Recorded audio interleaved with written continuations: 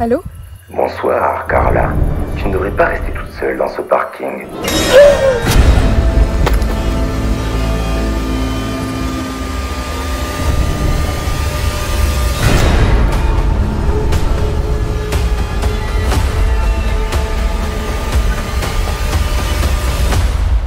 C'est parti pour Scream 6.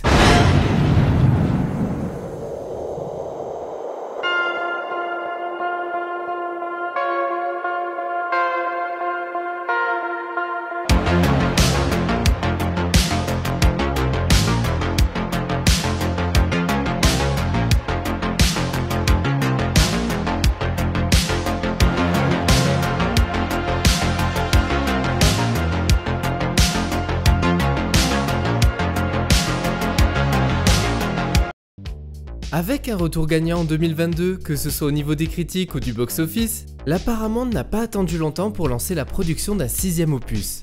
Tyler Gillett et Matt Bettinelli-Olpin reprennent du service, tout comme les auteurs James Vanderbilt et Guy Busick, qui tentent de proposer de nouvelles histoires qui cassent les codes de la franchise. Après la sortie du 5e film, nous étions dans la même position que les fans de la saga, dans l'attente de découvrir ce que James Vanderbilt et Guy Busick avaient en réserve. Ce changement de décor est la première information qui nous est parvenue, et le potentiel nous a franchement excités. On ne saurait imaginer un terrain de jeu plus vaste que celui de New York. Le défi était de taille.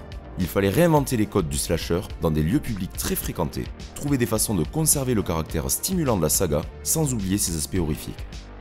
Donc, comme Jason Voorhees ou bien encore les Gremlins, Ghostface se délocalise à New York. Mais le temps presse, car la société de production souhaite sortir le long métrage seulement un an après la sortie de Scream 5 pour capitaliser le plus possible sur le succès de ce dernier. Les personnages principaux sont tous de retour, avec également de nouvelles têtes comme Jack Champion, qu'on a pu voir dans le rôle de Spider dans la suite d'Avatar. Dermot Mulroney qui est apparu dans les séries comme Friends ou Shameless, Liana Liberato qui avait joué dans Doctor House ou Cold Case, et Josh Segarra, connu pour son apparition dans la série Chicago Police Department. Durant les auditions, tous les acteurs se sont soumis à 2 étapes. Tout d'abord, ils ont dû lire un texte totalement classique et ensuite lire l'un des monologues de Ghostface, ce qui a grandement aidé les réalisateurs à choisir le cast. Une fois confirmé, les acteurs ont comme d'habitude reçu le scénario sans la fin pour éviter d'éventuelles fuites. Du côté des anciens, Courtney Cox est officiellement de retour dans les traits de Gale Weathers pour la 6e fois. Skeet Ulrich revient également pour de nouvelles visions mal faites, et Hayden Panettiere est confirmé pour reprendre ce rôle de Kirby Reed. Une excellente nouvelle pour les fans mais aussi pour la comédienne qui avait décidé de prendre une pause dans sa carrière suite à une dépression postpartum. C'est d'ailleurs elle-même qui a contacté les metteurs en scène pour revenir dans la série.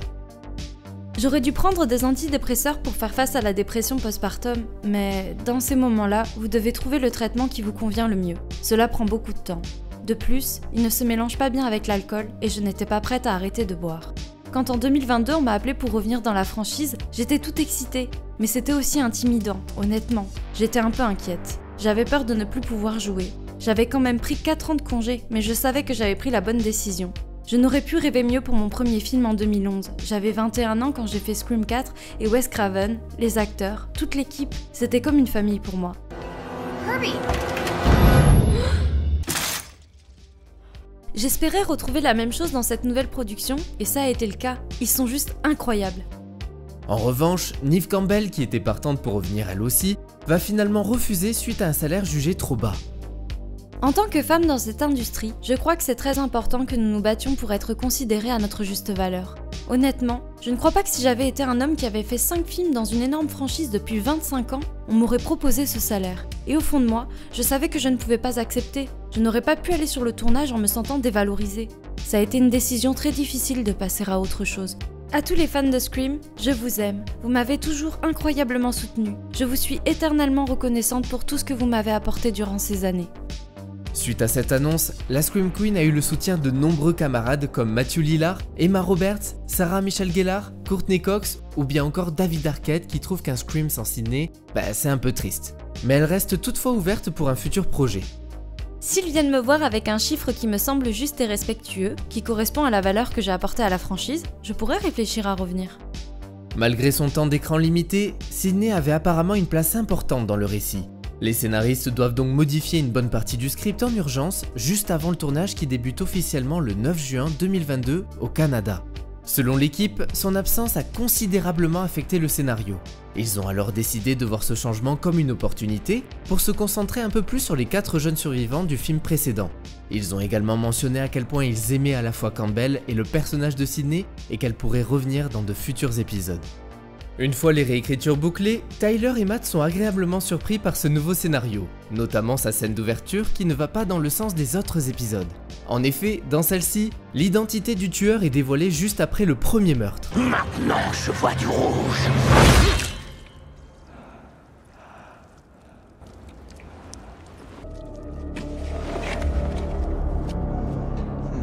Et pour cette nouvelle séquence choc, c'est l'actrice Samara Weaving qui s'y colle.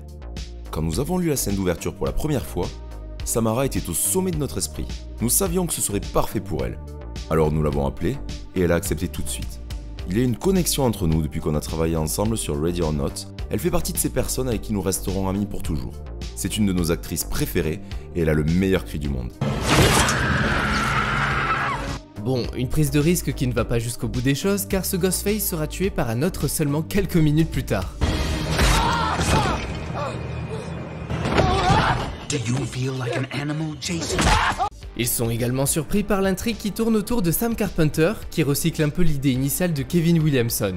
Comme je l'ai dit dans ma rétrospective qui revient sur toute la franchise, Jill Roberts ne devait pas mourir à la fin du 4e opus et devait être l'héroïne principale dans le 5e. Elle aurait dû faire face à un autre tueur qui était au courant de tout. Alors là, bien sûr, c'est assez différent, mais Sam fait face à des théories du complot qui racontent que c'est elle qui a orchestré les derniers massacres. On peut donc voir cela comme un hommage à cette idée. Dotés d'un budget de 35 millions de dollars, les réalisateurs décident de se lâcher et d'offrir aux fans ce qui manquait dans le précédent opus. Des courses-poursuites et beaucoup d'action.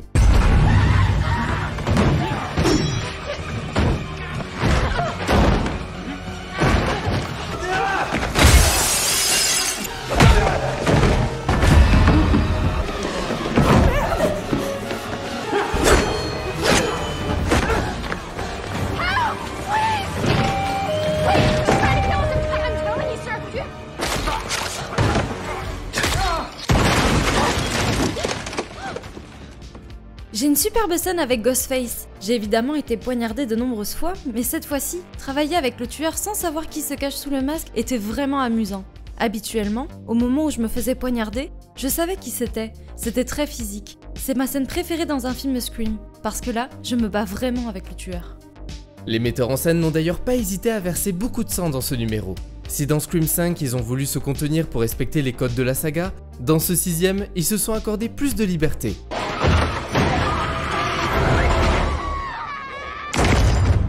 Selon les acteurs, c'était même devenu une sorte de running gag car le duo demandait toujours plus de sang et de sueur durant les séquences de meurtre.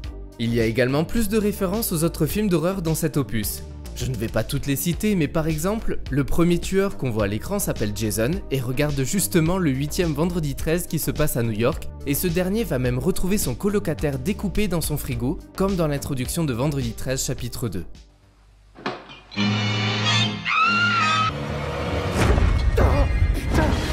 Le petit ami de Sam s'appelle Danny Brackett, une référence évidente au personnage Danny Brackett dans le premier Halloween. Et il y a aussi la fameuse séquence dans le métro, que les producteurs voulaient à la base couper pour des raisons financières, où on peut voir des gens déguisés en Chucky, Michael Myers, Jigsaw, Grace de Ready or Not, en Petit Georgie, etc. Il y a même les metteurs en scène qui font une petite apparition. La costumière Avery Plews a estimé qu'elle avait fabriqué environ 200 costumes pour cette scène. Il y avait en tout 140 figurants sur le plateau, dont 45 qui ont changé de vêtements entre les prises. Dans le sanctuaire, c'est encore plus évident, car ce sont des objets qui ont un lien avec les personnages des anciens opus. Comme les masques des précédents tueurs, le téléviseur qui a tué Stu Macker, il y a également les tenues portées par Madame Loomis, Jill Roberts, Billy Loomis, Olivia ou encore Tatum. On peut apercevoir la corde qui a été utilisée pour pendre Casey Baker, la veste portée par son petit ami Steve avec le scotch qu'il a eu sur sa bouche, un uniforme de la police de Woodsboro, la veste et le chapeau portés par le caméraman de Gale, les livres qui ont inspiré les films Stab, le soleil sur lequel Derek a été tué, un clap et un script qui vient tout droit du tournage de Stab 3, il y a même la poêle à frire qui a été utilisée pour Scream 3.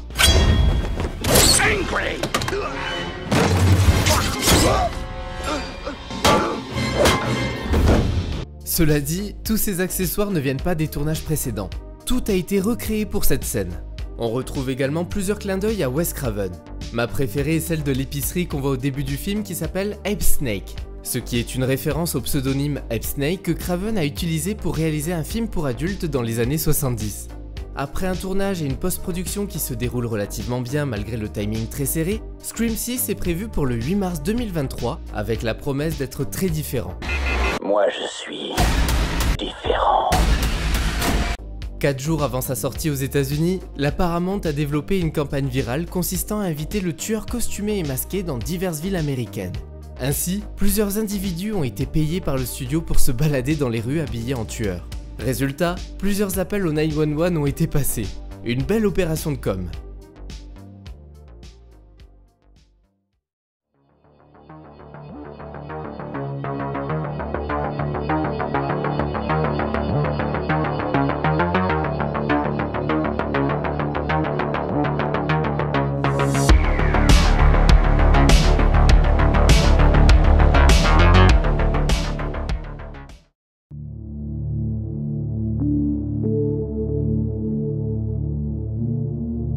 Un an après les meurtres de Woodsboro orchestrés par Richie et Amber, Laura Crane, un professeur de l'université de Blackmore, est agressée par son étudiant Jason Carvey. Depuis quelques mois, il complote avec son colocataire Greg pour tuer les sœurs Carpenter pour terminer le plan des derniers tueurs. Cependant, en rentrant chez lui, il reçoit un appel d'un autre Ghostface. Pourquoi tu veux pas me dire où tu te caches? Pourquoi t'arrêtes pas de me poser la question? Je suis là. Tu connais le jeu tu chauffes, tu refroidis. Trouve-moi et on ira ensemble éventrer les sœurs Carpenter. Tu refroidis. Tu chauffes. Tu chauffes. Nous retrouvons Sam et Tara qui vivent maintenant à New York avec les autres survivants, Chad et Mindy, aux côtés de leurs colocataires Quinn, Annika et Ethan. Le père de Quinn, le détective Wayne, appelle Sam pour un interrogatoire car sa carte d'identité a été retrouvée sur les lieux du meurtre de Jason, ainsi qu'un masque porté par Richie et Amber. Sur le chemin de la gare, elles sont attaquées par Ghostface qui tue plusieurs passants.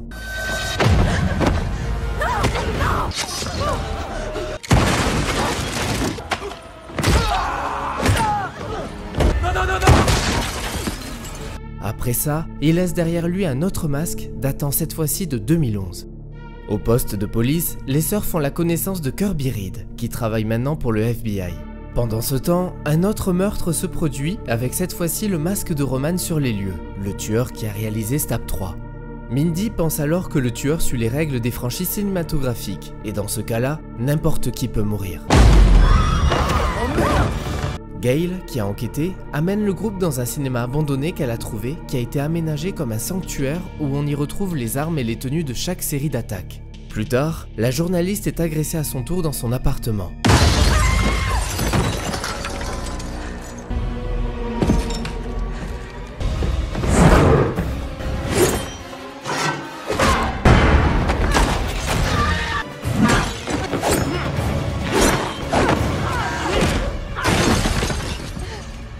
Pour en finir avec ces massacres, le groupe va dans le sanctuaire dans le but de piéger le tueur.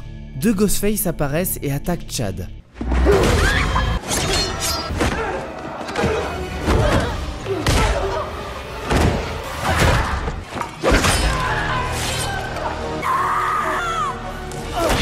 Alors que Tara et Sam tentent de s'échapper, Kirby et Wayne arrivent en même temps. Wayne tire sur Kirby, se révélant comme un troisième Ghostface.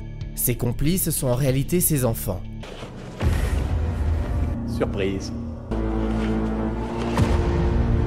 Ils révèlent qu'ils sont de la famille de Richie et qu'ils ont fait ça uniquement dans le but de venger sa mort. Sam, Tara et Kirby arrivent à s'en sortir, tout comme Chad et Mindy.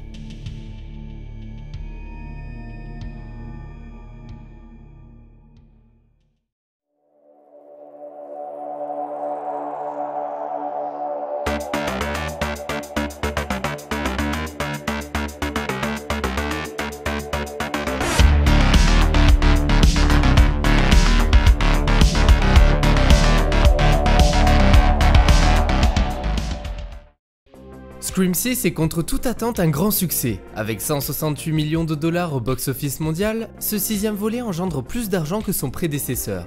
En France, si Scream 5 avait fait seulement 500 000 entrées en 2022, lui fait carrément le double en 2023 avec plus d'1 million de spectateurs dans les salles. Au niveau des critiques par contre, c'est plutôt mitigé.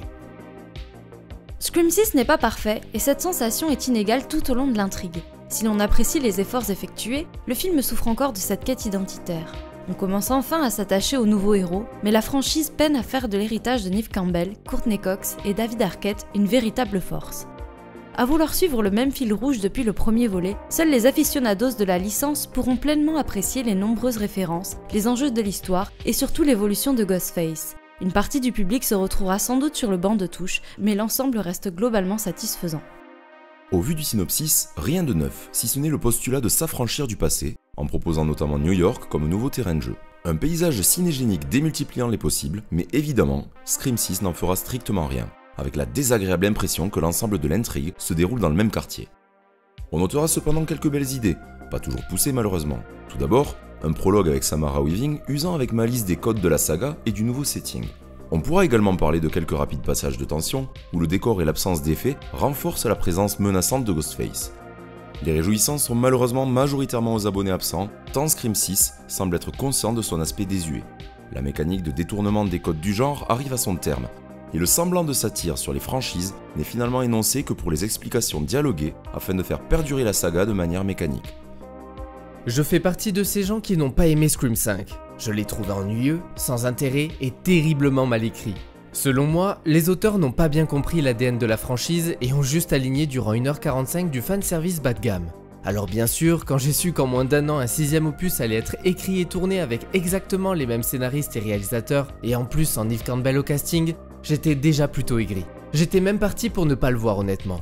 Mais j'ai eu à Noël dernier des séances ciné gratuites que je devais écouler avant leur date de péremption. Donc je me suis dit que pour 0 balles, le long métrage ne pourra pas autant me saouler que le 5ème. Et c'est le cas. Même si c'est toujours écrit avec le cul, je dois reconnaître que cet opus est divertissant, ce qui est déjà pas mal.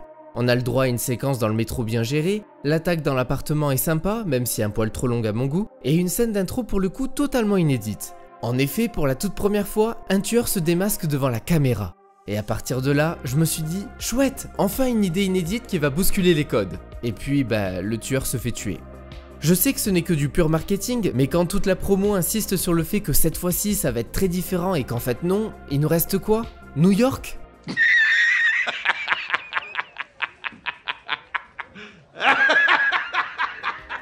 La ville qui ne dort jamais est terriblement sous-exploitée. Parce qu'à part les 2 scènes qui se passent dans le métro et dans une épicerie qui pouvaient clairement se passer dans une autre ville, la plupart de l'action se déroule dans des appartements ou dans ce sanctuaire bidon juste là pour exciter les fans avec tous ces objets qui proviennent des opus précédents. Du fanservice encore et toujours.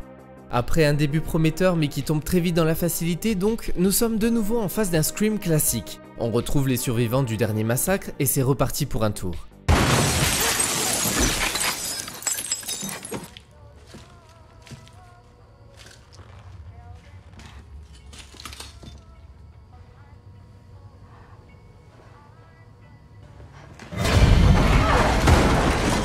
On doit encore subir l'insupportable discours de Mindy qui, en plus d'être ridicule, sonne totalement faux.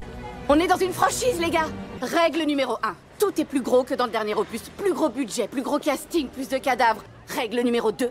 Quoi qu'il se soit passé dans le dernier film, ils vont partir à l'opposé. Et règle numéro 3. Personne n'est à l'abri. Non mais franchement, cette surexplication à 2 balles, c'est vraiment prendre le spectateur pour un débile. De toute façon, au niveau des trucs ridicules, on est servi. Comme par exemple voir ça au bout d'1h30 de film.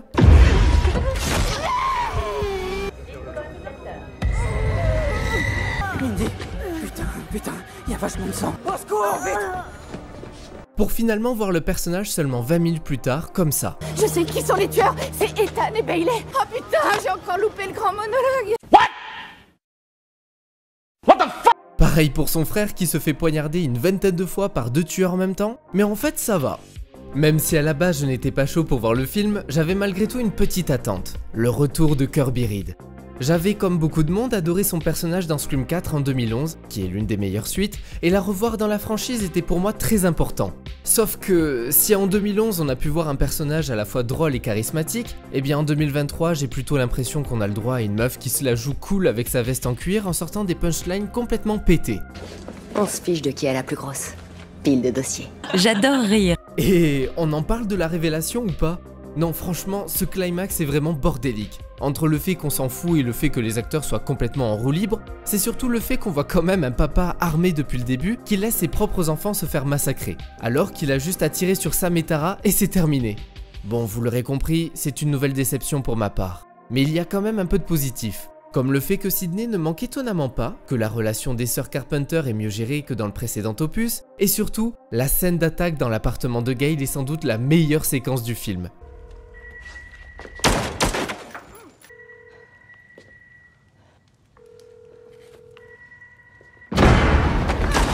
Pourquoi ? Eh bien, parce que c'est le seul moment où j'ai vraiment eu peur pour un personnage. Car tout simplement, quand on a à l'écran un protagoniste bien développé et attachant, on ne veut pas le voir mourir. C'est ce qui manque cruellement avec ces nouveaux épisodes. La franchise Scream devient exactement ce que Wes Craven dénonçait avec les précédents opus, et c'est vraiment triste à voir. Je me répète, mais la saga n'a plus rien à raconter, et il est plus que temps d'arrêter le massacre.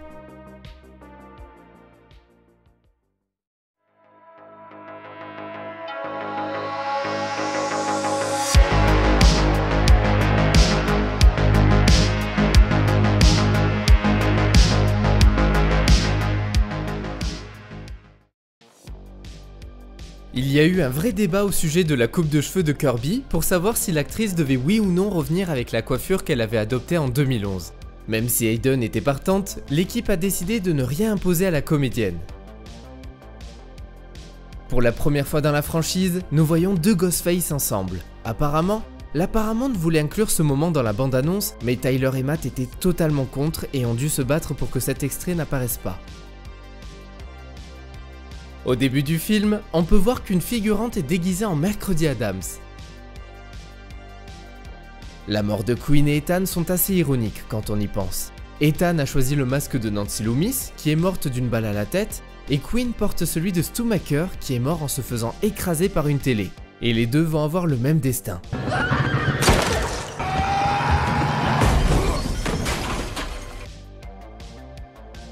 Les vidéos personnelles mettant en vedette Richie à la fin de Scream 6 n'ont pas toutes été tournées pour ce long métrage, car certaines sont de véritables vidéos personnelles de Jack Quaid. On peut apercevoir une statuette de Pazuzu, le démon de l'exorciste, dans le bureau du thérapeute. Ce film bat un nouveau record dans la franchise, le record du plus grand nombre de survivants. Avec Gale, Kirby, Sam, Tara, Mindy, Chad et Danny, cela fait pas moins de 7 survivants. Et voilà, c'est tout pour Scream 6. J'espère que vous avez passé un bon moment et on se retrouve très vite pour de nouvelles rétrospectives. En attendant, n'oubliez pas de commenter, liker et à vous abonner. C'était mon coup de...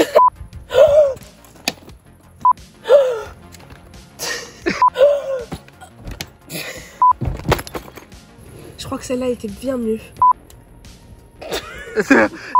Donc là, tu vois, je suis comme ça et ensuite je monte. Pas trop, Baptiste, pas trop. Vas-y. Ça va, Carla? Nickel, et toi? C'est parti pour Scream 6. Ah, tu bouges. C'est parti pour Scream 6. Ah merde, j'ai oublié.